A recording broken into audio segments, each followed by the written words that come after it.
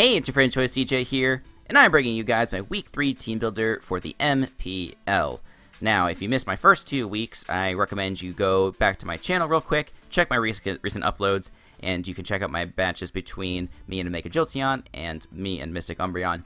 If you don't have time for that, I'll just tell you how they went. We did end up with a victory in both of those games, giving us a 2-0 record with a +5 differential. That's very nice. It actually puts us at tops of the conference, which is fantastic.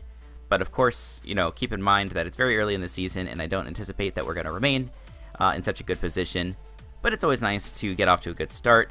It gives you a little bit of cushion going into the later part of the season, and it also gives me a good confidence boost as we progress through our next few weeks here. Now, our next opponent is obviously going to be looking to knock us off, and he is none other than Tone, coach of the Maine Red Clawitzers. Let me read his team off for you guys real quick. He has Celesteela, Hydreigon, Mega Venusaur, Arcanine, Gardevoir, Swampert, Lycanroc Dusk, Raikou, and Cobalion. So it's very interesting. It is only 9 Mons instead of like a sort of traditional 11 Mon team. So has fewer options, but he's able to power up the Mons that he did draft. And yeah, you can look at that roster there. Like, everything is a threat. If you go by tiers, I don't think he has anything that's below UU. Maybe like 1 or 2 Mons are RU. Based on Smogon, obviously. So that's extremely scary. He can definitely use a bunch of his Mons to handle my team. It's also very bulky overall. Like, it's very strong, but it's just overall very bulky. Like Hydreigon, Venusaur, Arcanine, Celesteela, Swampert, all extremely bulky. And even things like Cobalion and Raikou, like, that are generally offensive, they just have good natural bulk. So they can be extremely hard to break through. So I took that into account when I built this team. And I did get some feedback on my team from a bunch of folks. Shoutouts again to the front office, Josh, Tyler, Phantom Base, the Confusion, and also Bronson and Omega Jolteon. And then also a bunch of folks from the Alolan Mox server helped me out, which was extremely great, and it really helped. So thanks again to those guys. Also, big thanks to Turbo for giving me a mock for this battle. That was extremely helpful. So let's just hop on into the team. And first off, we do have Qwilfish, my Bloat, making his season debut. And like I said, I knew that his team was really fat and kind of hard to break through. So the first thing that came to mind was Spikes as a way to help break down his team. And it's true that things like Celesteela and Hydreigon are immune to Spikes, but I think that we can hopefully deal with those in other ways. And yeah, so Qwilfish is just extremely nice in general. It comes in very freely on things like Arcanine and Cobalion and sets up a layer of spikes. And if he wants to come in with something like Celesteela to try and take advantage of me, I can very easily T-Wave and prevent that thing from doing too much work, in terms of setting up Autotomizes and getting boosts and whatever. Because, that it kind of spirals out of control once it gets one beast boost. So I am hoping that I can allow that not to happen. That would definitely be my best situation. But yeah, that plus Rocky Helmet plus Pain Split just allows me to whittle down his team quite a bit. So Qwilfish, I think, is going to be extremely, extremely important in this match. We do have enough speed for a defensive Arcanine, and I do kind of expect defensive Arcanine. I faced off versus an offensive one in my mock, even though it did have Intimidate. But like, offensive Arcanine doesn't really help with, I think, one of the biggest threats to his team, which is Charizard. So if he brings a set with like Toxic, Morning Sun, Flare Blitz, and probably whatever the ground move is that it gets, I think Bulldoze, I think that's probably the most likely set. At least that's what I'm expecting Tone to bring. And so it can sort of touch Bloat with the Bulldoze. That definitely does damage to me, but I can always Pain Split it off or whatever. So that's quite nice. So the next one we have is our Donphan. And this was a little bit of a difficult set to build. Because, between this and Metagross, which I have on this squad, I was trying to figure out which of them should carry rocks. And I settled on Donphan. But unfortunately, that leaves me very vulnerable to things like Hydreigon and Celesteela, which is part of the reason I decided to pack Roar in this thing. And, Roar plus the combination of Stealth Rocks and Spikes is a pretty good strategy in and of itself. We can just get chip damage on a lot of the different things on his team. And even though things like Venusaur and Arcanine do have natural recovery, if you can force them to take 25+% every time they come in, they're far more pressured to click their recovery move. So that means that that's less chances they have to do like tremendous damage to you anyway. So I think it's definitely worth it.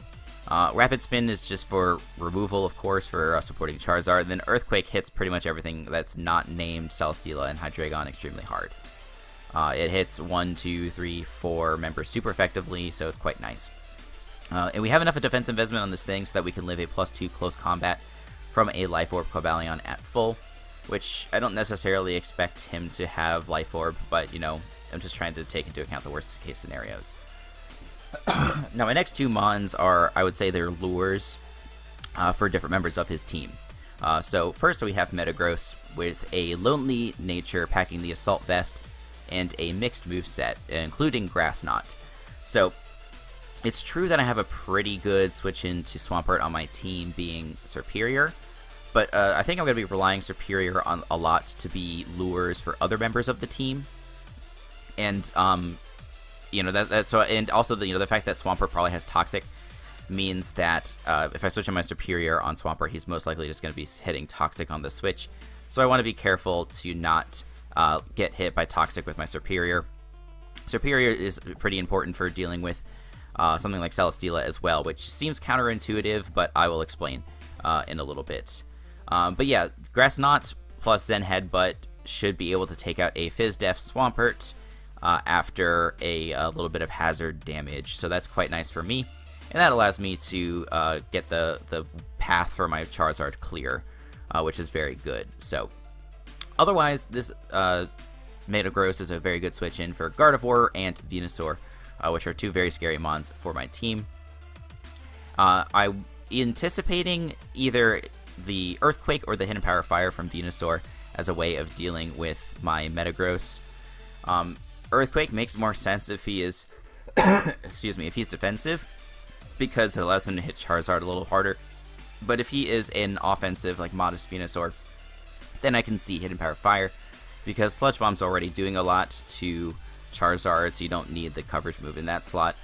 So Hidden Power Fire is probably the move of choice, because it allows him to hit Metagross pretty well, take advantage of his special attack stat, which he is boosting. And that's why part of the reason I chose to go with the Assault Vest, because then we could take that pretty easily. And the other nice thing about Assault Vest is that in a desperate situation, I could use Metagross to help deal with Hydreigon. If he is Scarf, he'll do around 60% to me with Dark Pulse, and then the combination of my Hammer Arm plus Bullet Punch will be able to take out the Hydreigon, so that's very good. We have enough speed on this thing just for Venusaur with a few EVs. I was originally making this outspeed Arcanine, like defensive Arcanine, but I don't think this can touch, like without Earthquake, I can't really deal that much damage to Arcanine anyway, so it's not really worth speed creeping it. So my next set is my Superior, and this one is an interesting one. Shoutouts to Bronson for pointing this out to me. Superior gets Mirror Coat, and that's definitely cheeky, because I can potentially survive a Sludge Bomb from Venusaur. If I am at full HP, I take I have a 12.5% chance to get O-Code, meaning I have a almost 88% chance to survive. So I can obviously annihilate that thing with Mirror Coat if it does come to that. And that's only if he's modest. If he is not like modest max special attack, then he will take a lot of, he won't be able to come close to killing me. And there's also the chance too that he goes for Hidden Power Fire, anticipating my Metagross to switch in. Hopefully it doesn't go for Earthquake, because that would be embarrassing. But yeah, if he goes for Hidden Power Fire, we easily take that. We take like 50% or so from that, and we can do a ton of damage back in return. And if we already have a boost, then I do think that Leaf Storm will be able to kill at +2. I think I might lead this. It leads pretty well versus a lot of his team. Like basically anything that's not Hydreigon or Arcanine, I feel okay leading this versus. Even Cobalion, like I think is pretty nice. So I think this is going to be my lead. But yeah, otherwise this is a nice pivot for Swampert, and it also is good for Celesteela. And I know that doesn't make a lot of sense, but if he is a defensive set, he cannot Leech Seed this Mon. I can get off a Leech Seed of my own, and we can easily go for Synthesis versus that thing, and he will not be able to punish us too hard with his Air Slash, and even if he does want to try and go for Air Slash, we do have Mirror Coat for that as well. So this is a really nice way for us to deal with Celesteela and Venusaur both, which are both, you know, very annoying mons for my team. So, with the lures out of the way, let's now look at the 2 win cons. First win con, very standard, DD to attack Zard with Roost. It's very bulky. It allows me to use this as a switch into Raikou. And Serperior also switches in pretty well to Raikou, which is important to note. And then the fact that I have Donphan on the team also sort of deters Raikou from not necessarily being brought, but for spamming Volt Switch. So, you know, we can comfortably switch in Charizard on Raikou. You know, maybe he expects the Donphan switch in and he goes for Hidden Power Ice or whatever. And you know, if he does go for Volt Switch, then whatever, it's not a huge deal. He can't do a ton of damage to me. He'll just switch in his Arcanine or his Swampert. And I have good pivots for Arcanine and Swampert for sure. So, yeah, basically with enough damage on Arcanine and Swampert, this has a really good chance of sweeping outright. The only thing that really is standing in my way is Lycanroc Dusk with either a Banded Accelerock or a Scarf Stone Edge. We should be able to live both from full with the spread that I have, but we'll just have to see. We'll have to be very careful. He hasn't brought Lycanroc yet, but, you know, it's his best way of dealing with this Zard, so I'm not expecting it to stay on the bench this week. And then last but not least, I do have a sub-bulk up Braviary, which doesn't necessarily make a ton of sense just based on the team composition. Like, you look at it and you go, okay, he's got Celesteela. Why would you bring bulk up Braviary? Well, we are bringing it, one, because it can, like, mostly because it can sub up on a lot of members of his team. Like, Venusaur, Swampert, even, I guess, Gardevoir to an extent, we can all sub up on. Gardevoir and Venusaur mostly because I would expect them to switch out on a Braviary.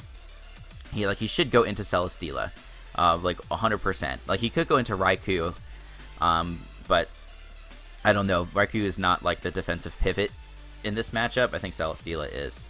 But if we get in versus like Swampert, for example, Swampert cannot break our sub with an uninvested Scald. It cannot break our sub with Waterfall once we get up 1 bulk up. And then we can just really start to wear down his team. It's just, you know, it's going to be really nice for wall breaking. Like, he can try and switch an Arcanine on this, or Swampert, or whatever, but getting chip on those things is all very good for Charizard. And then even Celesteela, like, if it's a Spadef set, not Spadef set, but just like a bulky set in general, Air Slash can't break my sub, and once I get to +2, Heavy Slam can't break my sub. So, it's just going to be very, very annoying for him to deal with. I can bring this in also on like a -2 Hydreigon, if that's, you know, what I'm thinking of. This is kind of like my best thing for switching in on Hydreigon, which is really embarrassing, but, you know, it is what it is.